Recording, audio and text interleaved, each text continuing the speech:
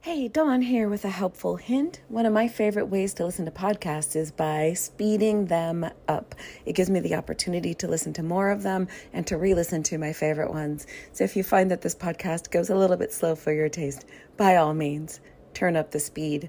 I listen in Overcast personally because I like the control it gives me over the speed of the podcast. All right, on to the goodies.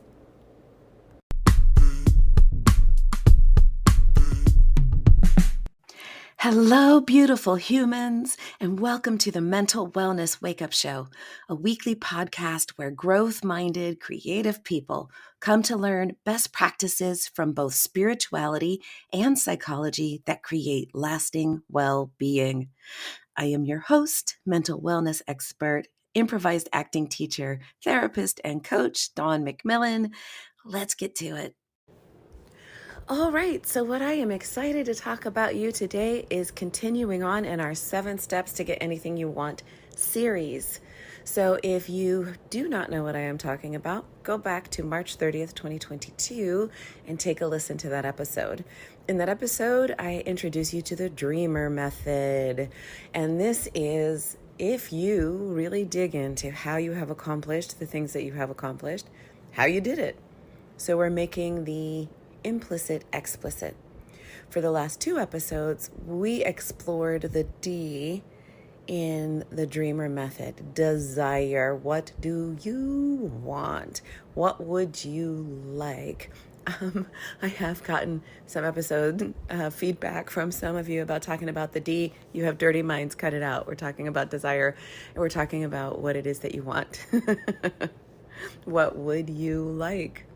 So today we're going to live in the R, removing the obstacles. What's getting in the way? One of the mistakes I think 20th century metaphysics and psychology has made, mostly 20th century metaphysics, is demonizing negative thoughts. And the reason why that's a problem is if you're only thinking positive thoughts, you, in many arenas, are setting yourself up for failure in as much as when an obstacle arises, you're unprepared for it. I work a lot in addiction medicine. I work a lot with people who are living with substance use control issues. And one of the hardest sells I have with them is planning for relapse. They don't want to think about it. They don't want to talk about it. They're way more interested. I'm just going to think positive and I'm just going to be strong and it's going to be fine. Okay, great. But what does happen when you go to your uncle's house and everyone goes out back to start, I don't want to trigger anybody, doing the thing that your family likes to do on holidays? If you don't have a plan for that, you're in the moment, you're smelling, you're watching, you're seeing, now what? And then the relapse happens. Sometimes people are so disappointed in themselves for relapsing when that's part of the human experience often. And so understanding that planning for obstacles, planning for issues, planning for things to go wrong is how you help things go right. This is in the health literature as well. If you're on a program to change your nutrition in order to better support your body's healing from diabetes, and you're going on an all-you-can-eat cruise, what's your plan? I'm just going to think positive may not get you through going to the buffet and having 11 million different options for what to eat. So planning for obstacles is important. And it's not thinking negative, it's thinking strategically. So removing the obstacles that could get you off track, planning for when you're sick or tired, what are you going to do, is super important.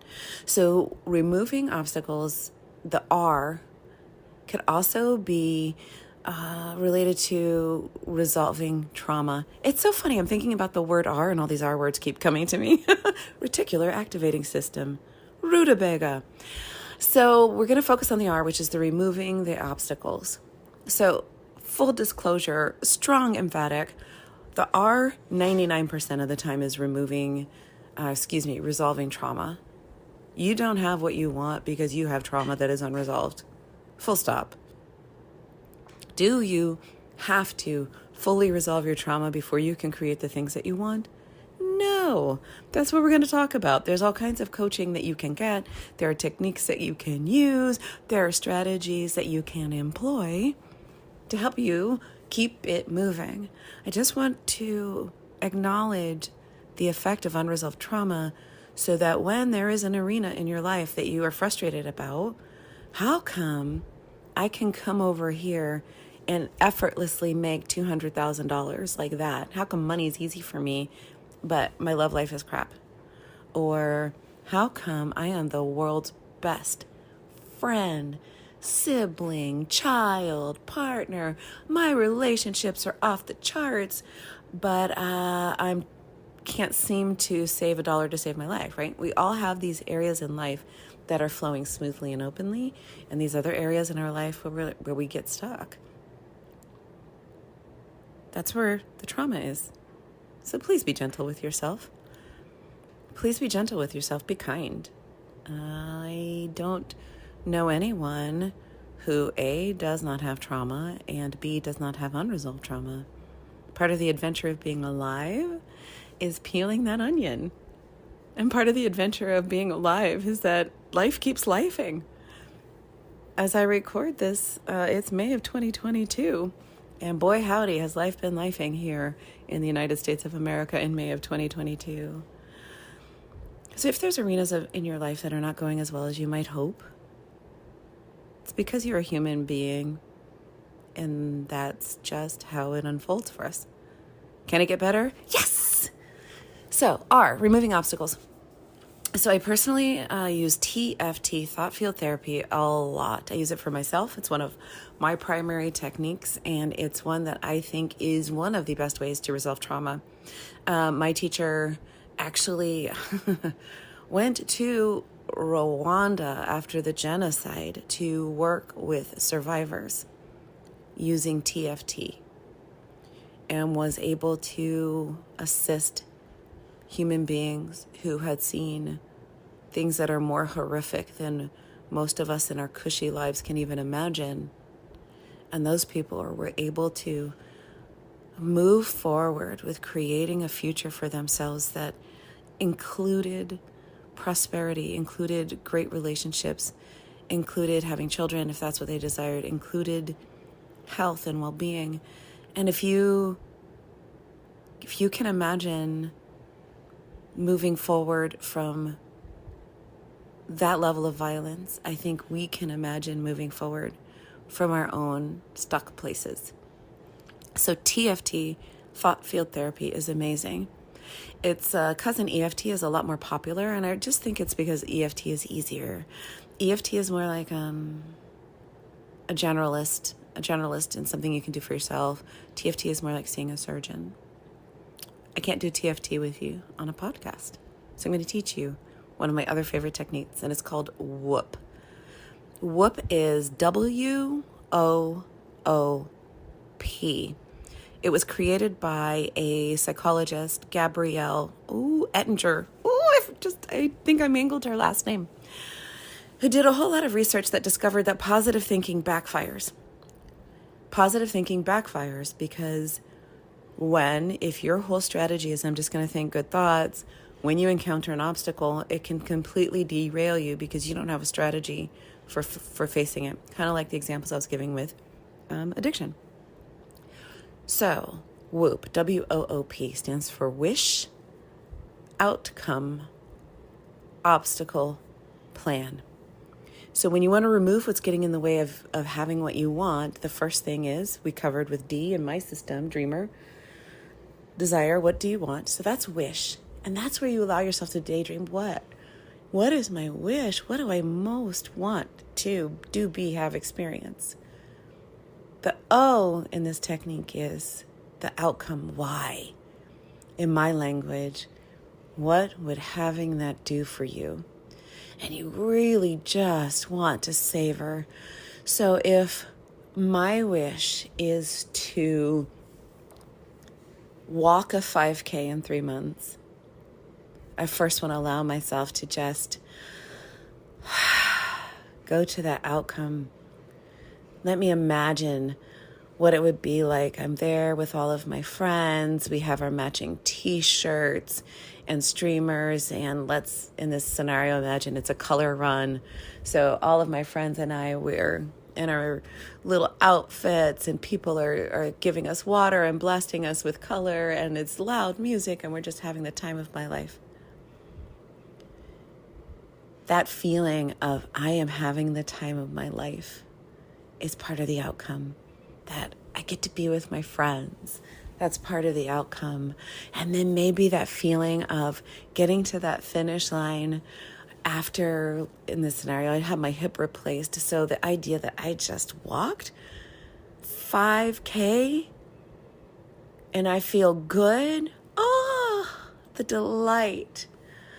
So you just want to, in the system, you just want to savor that outcome. And here's where Whoop becomes revolutionary. And here's where a lot of my work is revolutionary. What's the problem? What's the obstacle? Why aren't you doing the things? So we get to the obstacle. And here's where I think that Ms. Gabrielle Ettinger is transforming the world. If people would just listen to her. The obstacle is internal. When I work with people and I say, I'm going to use addiction because that's where most of my experience is. So what's getting in the way of you? I'm going to use staying clean. I don't like that term personally, but that's what people often use because there's a value judgment. So you want to meet people where they are, and they'll often use the phrase staying clean. So what's getting in the way of you staying clean? Oh, well, my boyfriend uses all the time. So that's what's in my way. That's external. Can't control your boyfriend. Really doesn't help to try. So when we're looking at what's getting in the way, we are looking at what in me, what is internal, what is the thought, what is the experience that I am having when I don't choose in favor of what it is that I say that I want. Here's an example. So with the 5K example that I was using, my wish is to run a 5K, walk a 5K. I want to walk this color run that's coming to my town with my friends. The outcome is I'm going to feel great physically. I'm going to be so proud of myself. I can't wait to have my matching t-shirts with my friends. I can't wait to go out to the pub afterwards. And it's just going to be so delightful and so much fun. So what's the obstacle? What's getting in the way? Well, when I think about even starting, I just feel tired. The thought of having to get up and do this thing every day by myself makes me feel tired. I'm like, I whenever I even think about going outside and walking, I just feel tired. Aha! Now we've got that internal obstacle. The obstacle is I'm telling myself that getting up and going outside and walking will make me tired. Yeah. Here's another one that shows up for a lot of people. It's why bother? It's not going to work. Why bother? So the obstacle is a thought. It's not going to work. Why bother? And then you get to the P, which is a plan. You, after allowing yourself to really feel the pain of that internal obstacle that you've created, you create a plan. And it becomes a program. This is the genius. It becomes an if-then program. If I think the thought, it's not going to work, why bother? Then I will. And you create an actual strategy for what you will do when that inner obstacle arises. So sticking with my 5K example, I've decided I want to go do this 5K. It's going to be glorious. The obstacle is when it's time for me to go exercise, I think it's not going to work. Why bother? And my program now becomes, if I think the thought, it's not going to work, why bother? Then I will tell myself, just go outside. Does that seem too simple? Maybe it is. But boy, howdy, does it work. If I think the thought, and you repeat it, you write it down, you put it on a Post-it note, you give yourself a reminder. If I think the thought, why bother? It won't work, why bother? Then I will tell myself, just go outside. So you're replacing a unhelpful thought with a positive one. So let's play this out. So I get up in the morning and I've set myself up for success because I put my little sneakers and my little outfit by my bed. And then as I'm getting up to put on my little outfit to go outside to walk, the thought comes, it's not going to work. Why bother? Bing! The program kicks in. And then I tell myself, just go outside. And now I have a plan. And the plan is just go outside. So I put on my sneakers and I just go outside. And maybe one day I make it and I just go outside and I stand on my front porch and I don't do anything else. Well, what's more likely? Well, okay, I'm outside. Might as well walk to the end of the street. Oh, okay, I'm at the end of the street. Might as well go to the park. Oh, I'm at the park. Might as well do the thing. It's related to BJ Fogg's floss one tooth example. He always says, if you want to start a habit of flossing, you want to do the absolute minimum thing that you can do. So if you're like, I want to remember to floss my teeth every night, that might be overwhelming, but floss one tooth. So in that example, the wish is I want to floss my teeth every night. The outcome is because I would like to have a full set of teeth when I'm 93. And I would like to have fresh breath because I wear a mask and I keep breathing my own nasty breath. So that's the outcome. The obstacle is I don't want to. So the program becomes, if it's time to floss my teeth and I think the thought, I don't want to, then I will floss one tooth. Do you catch it? And this one, it just feels so simplistic. And one of the obstacles that people have is I don't want to think the negative thought, or I just want to think good, feel good about it and think happy thoughts.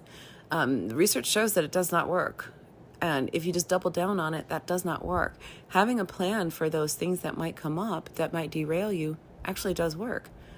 So if then I want to stop eating sugar, well, what's the outcome? Well, my teeth are rotting and I would really like not to have tooth pain anymore.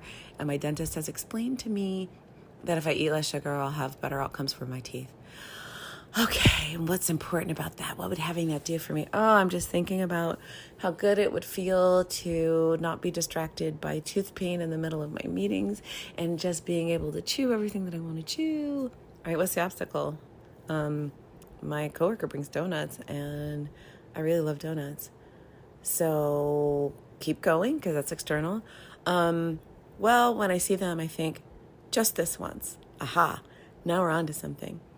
If I think the thought, if there is sugar available and I think the thought, just this once, then I will walk around the block. How does that help, right? So instead of eating the donut, you take a quick walk around the block. Ooh, maybe that helps because it gives you time to surf that craving. Do I really want the sugar? And maybe you come back for the walk around the block and eat it anyway. This is not about being absolutist. It's about preparing for those things that come up. So, removing obstacle technique, just to land this plane that we're going to work on. One, we're going to acknowledge that a lot of removing obstacles has to do with resolving trauma. And a lot of resolving trauma has to do with getting help from someone who is a professional. I personally like to use TFT, thought field therapy, on myself and for things that are difficult for some of my clients. It really does work. So that's something worth looking into. There are lots of trauma resolution techniques. People like EMDR, EFT, TFT, accelerated resolution therapy, narrative therapy, which is a technique that I also use a lot. Acceptance and commitment therapy. The list is long. Find a resolution therapy, a trauma resolution therapist that works well with you and use it for yourself. If then, give yourself an if then program. If I think the thought, that's one of the ones that comes up so often. I don't want to give a 90% of the time, but when you're looking for an external obstacle, an internal obstacle, the majority of the time is you're going to catch yourself with a thought.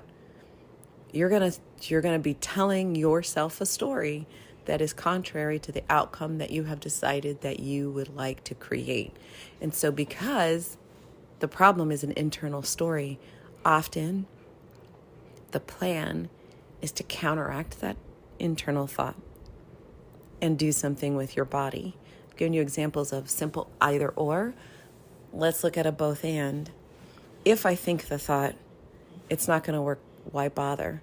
Then I will tell myself, you're worth it, give it a try, and I will walk to the end of my block. Okay, this one went a little bit long. I hope you are still with me. Are you still with me? Are you with me? So Whoop, W-O-O-P, there's an app for that. Whoop app. Whoop My Life is the website. So check it out. I'm so glad you are here with me. And if I could please have the honor and the privilege of reminding you, truly, you are whole, perfect, and complete, just the way you are. You're doing this adventure called life the best you can. So please give yourself grace and kindness. And remember, as you are, where you are, how you are worthy and deserving of all good things. Until next time. I am so honored that you share time with me. If you've listened this far, then something here was of value to you. Would you please be a friend of the podcast and share it with at least one other person? The podcast is available on most platforms, including YouTube, and I need your help to get the word out. So please like, subscribe, and share, and a 5-star review on iTunes would be chef's kiss. Thank you so much. See you next time.